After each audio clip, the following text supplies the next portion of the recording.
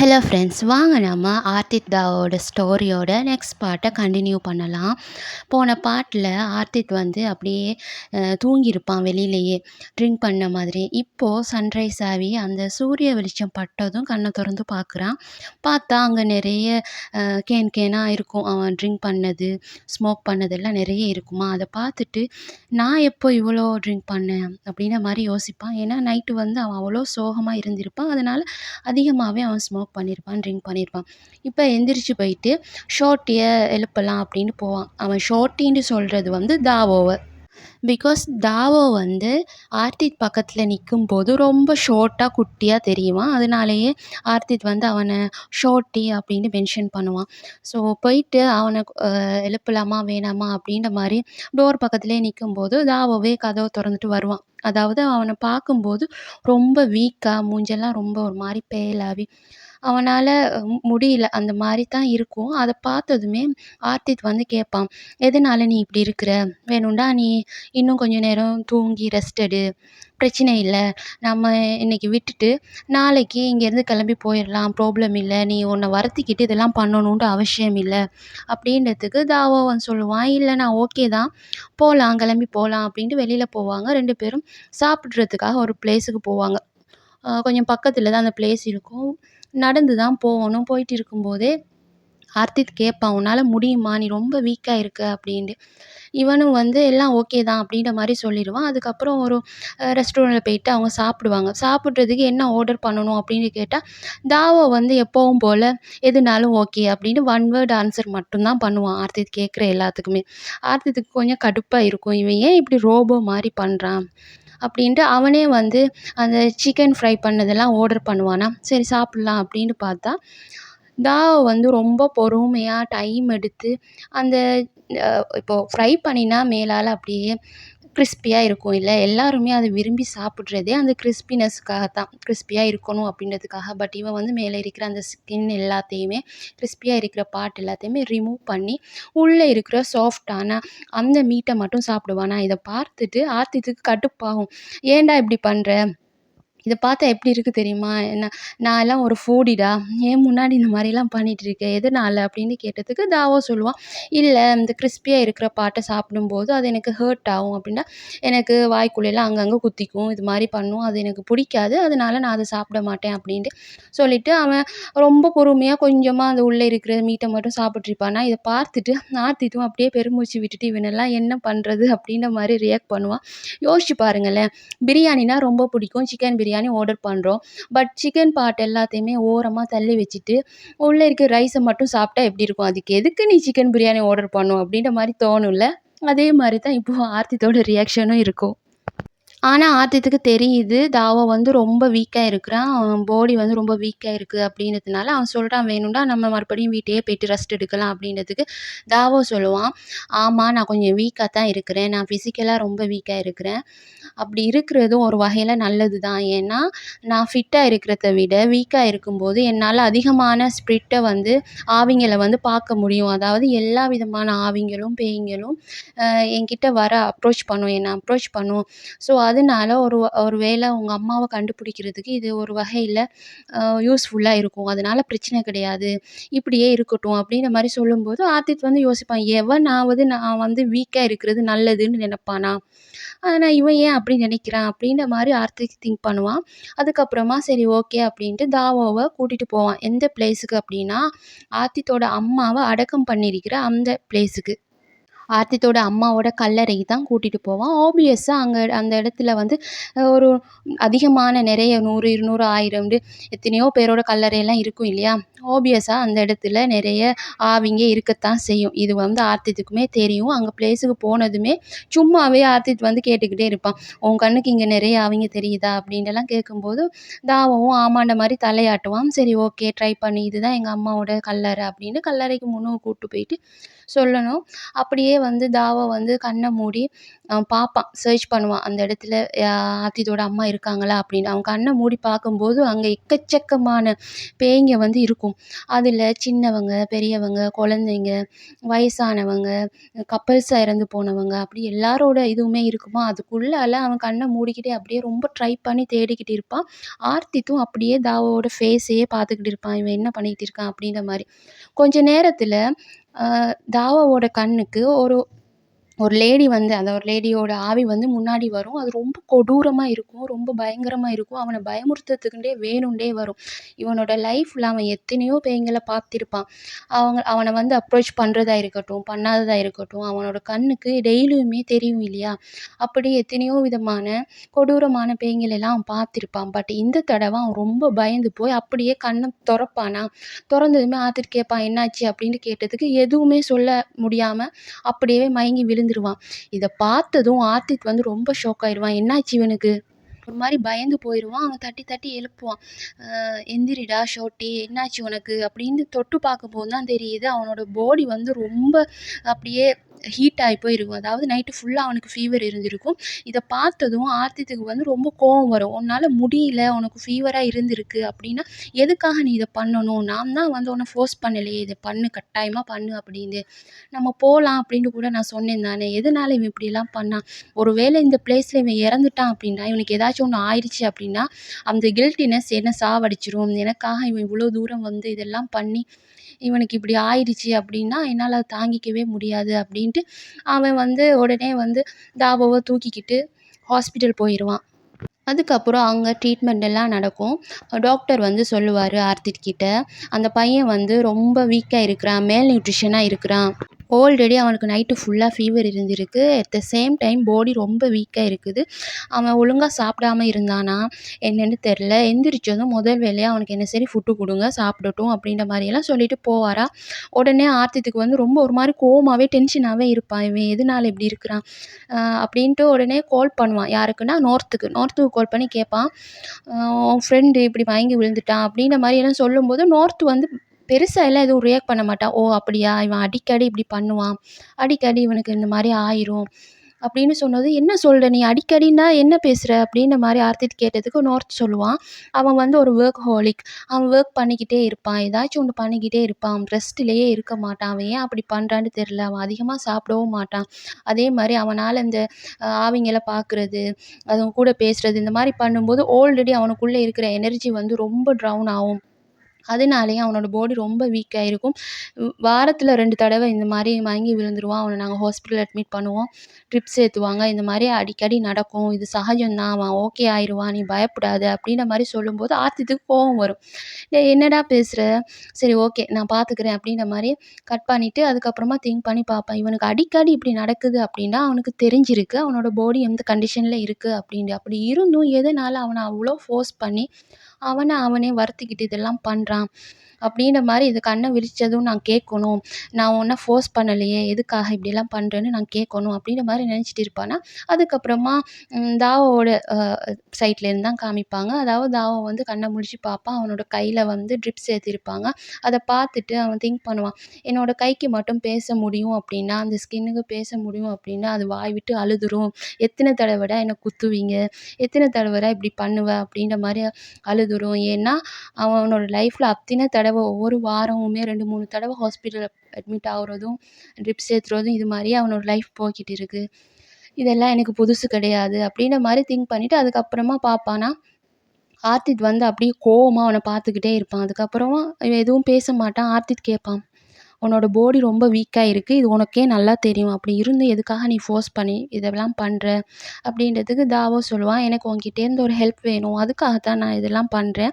மத்தபடி வேற எதுவும் இல்ல. எனக்கு ஒரு சந்தோஷம். என்னால ஒருத்தங்களுக்கு ஹெல்ப் பண்ண முடியுது அப்படின்னா எனக்கு ஒரு சந்தோஷம். அதுக்காகத்தான்." அப்படின்ற மாரிலாம் சொல்லும்போது, ஆர்த்திக்கு மறுபடியும் கோவம் வரும். "உன்ன வச்சுக்கிட்டு என்னடா பண்றது? நீ செத்து போனடா என்னடா பண்ணுவ?" அப்படின்ற மாரி திங்க் பண்ணிட்டு, இதுக்கு மேல எதுவும் பேச முடியாது. "ரொம்ப ஸ்டபர்னா இருக்கிற.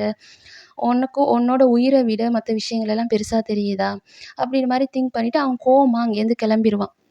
அதுக்கப்புறம் கொஞ்சம் லேட்டா அவனுக்கான ஃபுட்டெல்லாம் வாங்கிட்டு ஆத்திக் மறுபடியும் வந்து அந்த ட்ரிங்க் எல்லாம் குடுத்து, அவனே ஓப்பன் பண்ணிலாம் குடுப்பான். "இத சாப்பிடு" அப்படின்னு. அதுக்கப்புறமா டாக்டர் வந்து சொல்லுவாங்க, "நீங்க உங்களுக்கு ஓகேன்னா அதுக்கப்புறமா டிஸ்சார்ஜ் ஆகி போகலாம் அப்படின்ட்டு சொன்னதுனால, இவங்க 2 பேரும் மறுபடியும் வீட்டுக்கு போவாங்க. அவன் கேட்பான், உண்மைய சொல்லு. நீ என்கிட்டேருந்து என்ன எதிர்பார்க்குற?" அப்படின்னும்போது தாவோ சொல்லுவான், "எனக்கு ஒரு எக்ஸ் இருக்கிறான்." அப்படின்ட்டு அவனோட ஸ்டோரிய சொன்னதும் இவன் சொல்லுவான், "சரி ஓகே. அவன ஹேண்டில் பண்ணுவோம். அவ்வளோதானே. நான் அத ஈஸியா பண்ணிருவேன். நீ பயப்படாத. இதுக்கப்புறம் உன்னோட எக்ஸோட தொல்ல உனக்கு இருக்காது." அப்படின்ற மாரி சொல்லிட்டு, அதுக்கப்புறமா மறுபடியும், "நீ இன்னைக்கு ரெஸ்ட் எடுத்துக்கோ. நம்ம நாளைக்கே இங்கேருந்து கிளம்பி போலாம்." அப்படின்னு சொல்லிட்டு மறுபடியும் அவன ரூம்ல விட்டுட்டு, இவன் ரொம்ப சோகமா எவ்வளவோ ட்ரை பண்ணிட்டான். வழமையா வந்து இந்த ஸ்டோரில ஆர்த்தித்த வந்து "ஃபோரெவர் யூ" சீசன் 1ல கூட காட்டியிருப்பாங்க. அவன் ஊர் ஃபுல்லா சுத்துற மாரி, நாடு நாடா சுத்துற மாரி, என்ஜாய் பண்ற மாதிரி. ஆக்சுவலி அவன் ஊர் ஊரா சுத்துறதும், நாடு நாடா சுத்துறதும் அவங்க அம்மாவ மிஸ் பண்ணதுனாலயும், அவங்கள இங்க சரி பார்க்க முடியுமா, பேச முடியுமா அப்படின்ற எண்ணத்தினாலயும் தான். பட் இவ்வளோ தூரம் ட்ரை பண்ணியும், அவங்க அம்மா பத்தின எந்த டீட்டெயில்ஸுமே இல்லையா? ஹாஸ்பிட்டல்ல இருக்கும்போதே அவன் கேட்டிருப்பான் தாவ கிட்ட, "நீ எதனால பயந்த? எப்படி பயந்த? எதனால நீ மயங்கி விழுந்தேன்னு?" கேட்பான். பயந்ததெல்லாம் அவனுக்கு தெரியாது. அதுக்கப்புறமா தான் தாவோ சொல்லுவான், "உங்க அம்மாவோட சோல் அங்க இல்ல. அங்க நெறைய ஸ்பிரிட் இருந்துச்சு. நெறைய ஆவிங்க எல்லாம் அங்க இருந்துச்சு. அதுல ஒண்ணு வந்து ரொம்ப பயங்கரமா இருந்துச்சு. அது என்ன அ என் முன்னாடி வந்து என்ன பயமுறுத்திருச்சு. அதனால தான் நான் மயங்கி விழுந்துட்டேன். என்னால அத ஹேண்டில் பண்ண முடியல." அப்படின்ட்டு சொன்னதுக்கு, ஆர்த்தித் வந்து சொல்லியிருப்பான், "உன் லைஃப்ல நீ எத்தனையோ இத பார்த்திருப்ப. அத விட இது ரொம்ப பயங்கரமா இருந்துச்சா?" அப்படின்றதுக்கு இவன் ஆமான்ற மாரி தலைய மட்டும் ஆட்டுவானா. ஆர்த்தித்துக்கு வந்து அத இப்ப திங்க் பண்ணி பார்த்துட்டு அவனுக்கு ரொம்ப ஒரு மாரி சேடா இருக்கும். இந்த பையன் ரொம்ப பாவம் அப்படின்ற மாரி இப்போ கொஞ்சம் கொஞ்சமா தாவோ மேல ஒரு சாஃப்ட் கார்னர் வர ஆரம்பிக்கும். முன்னாடிலாம் ஆர்த்தித் வந்து தாவோவ ரொம்ப ஸ்டபோர்ன், அவன் வேணும்னே இப்படிலாம் பண்றான், ரோபோ மாரி பண்றான், எமோஷனல்ஸ் இல்லாம இருக்கிறான் அப்படின்ற மாரி தான் திங்க் பண்ணியிருப்பான். பட் இப்போ வந்து இவன் ரொம்ப பாவம்ன்ற மாரி திங்க் பண்றான். பட் அவனுக்கு ரொம்ப சோகமா இருக்கும். இவ்வளோ தூரம் வந்து கூட அம்மாவ பத்தி எந்த டீட்டெயில்ஸுமே இல்லையே அப்படின்ட்டு, மறுபடியும் அவனோட கிட்டார் எடுத்துட்டு, அவன் போயிட்டு பின்னாடி அங்க இருக்கிற பால்கனி வழியா போயிட்டு உட்காந்துட்டு, அவனுக்கு புடிச்ச அவங்க அம்மா சொல்லிக் குடுத்த அந்த மெலடிய வந்து அப்படியே டியூன் பண்ணிக்கிட்டே பாடிக்கிட்டே இருப்பானா.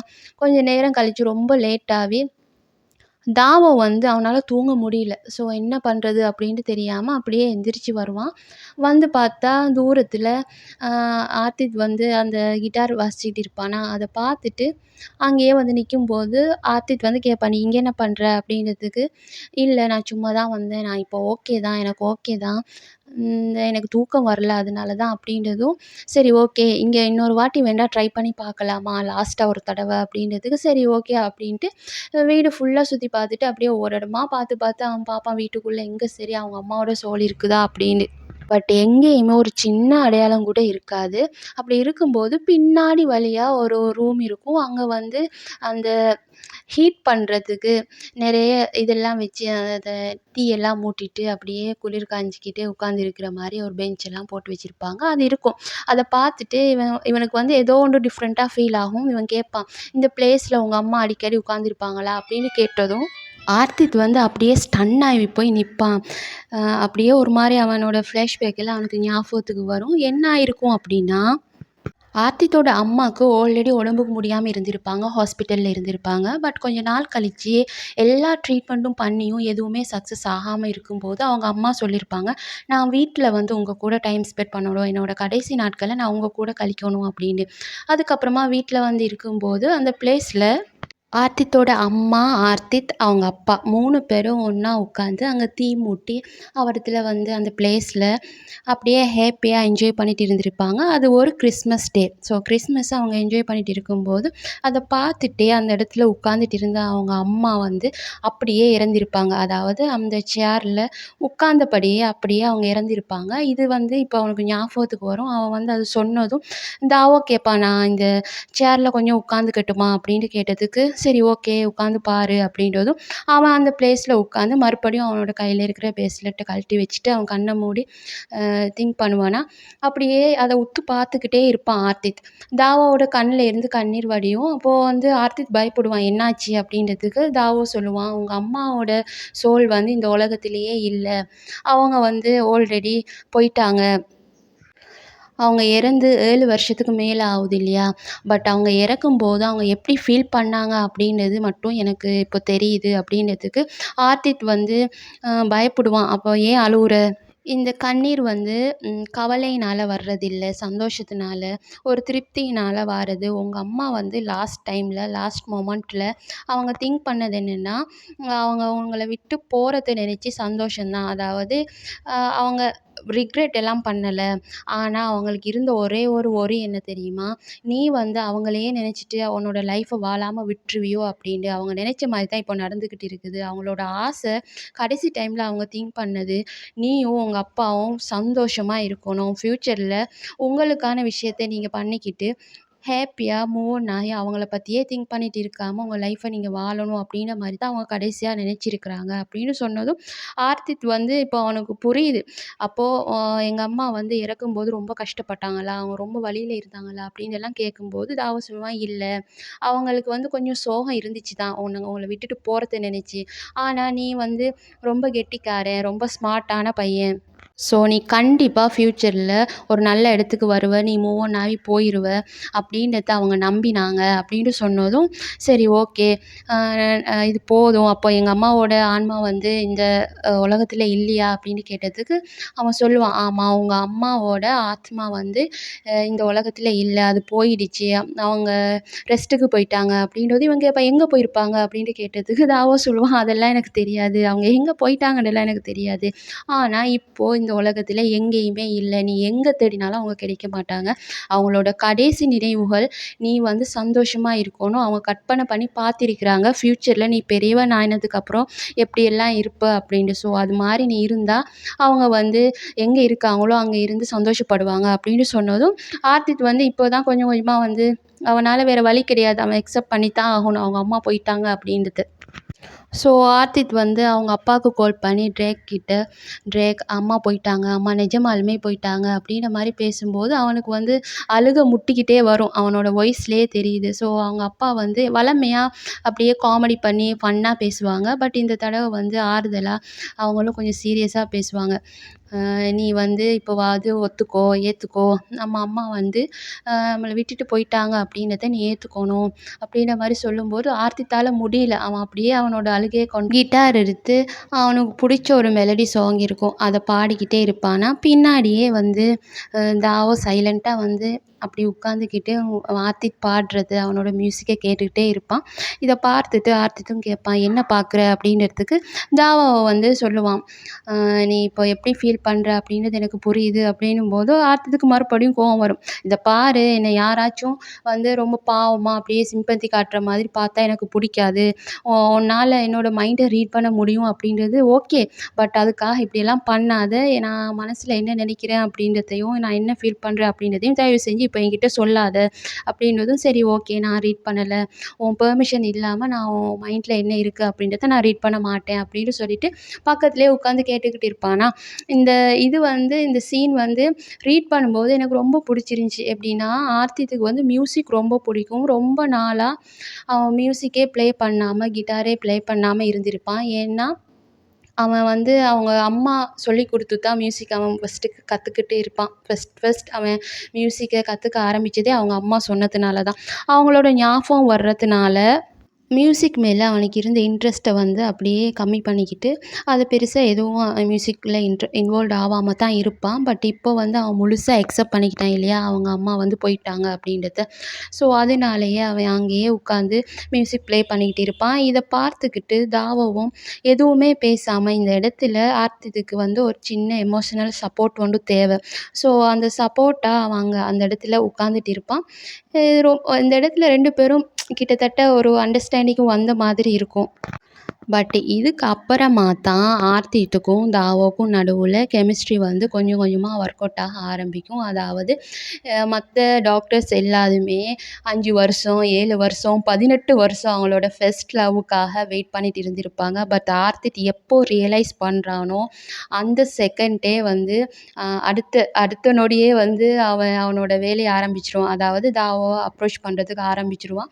இதுக்கப்புறம் வந்து இந்த எமோஷனான விஷயங்கள் எல்லாம் அப்படியே கொஞ்சம் கொஞ்சமா குறைஞ்சு, ஒரு மாரி ஃபன்னா, காமெடியா ஒரு மாரி ஜாலியா இருக்கும். அடுத்தடுத்த ஸ்டோரீஸ நம்ம பார்க்கும்போது, அத நம்ம கொஞ்சம் கொஞ்சமா பார்க்கலாம். இதுவரைக்கும் வந்து ஆர்த்தித்தோட அம்மாவோட சென்டிமென்ட்டான விஷயங்கள் மட்டும் தான் நம்ம பார்த்திருப்போம். இதுக்கப்புறம் தான் ஆர்த்தித்தோட கிறுக்குத்தனத்தையே நம்ம பார்க்க போறோம். அதாவது தாவாவ அவனுக்கு புடிச்சிருக்கு அப்படின்றத அவன் ரியலைஸ் பண்ணதுக்கப்புறம், தாவாவோட பெர்மிஷனே இல்லாம அவனோட திங்ஸ் எல்லாத்தையும் கொண்டு வந்து அவனோட ரூம்ல ஷிஃப்ட் பண்ணிருவான். தாவாவோட திங்ஸ் எல்லாத்தையும் கொண்டாந்து ஆதித்தோட ரூம்ல ஷிஃப்ட் பண்ணிருவான். கடைசி வரைக்கும் தாவு கிட்ட அவன் பெருசா சொல்லிக்க மாட்டான். எனக்கு உன்ன புடிச்சிருக்கு அப்டின்ட்டு. பட் அவன் பண்ற வேலை எல்லாமே ஆல்மோஸ்ட் ஏதோ ரொம்ப நாள் லவ் பண்ண ஒரு கப்பல் மாதிரி இருக்கும். அதெல்லாம் ரொம்ப ஃபன்னா இருக்கும். கொஞ்சம் வெயிட் பண்ணி பாருங்க. நம்ம அடுத்தடுத்த பார்ட்ல இவங்களோட இந்த ஃபன்னான ஸ்டோரிய நம்ம ஆரம்பிக்கலாம். ஓகேவா? அதுவரையும் வெயிட் பண்ணுங்க. பாய்.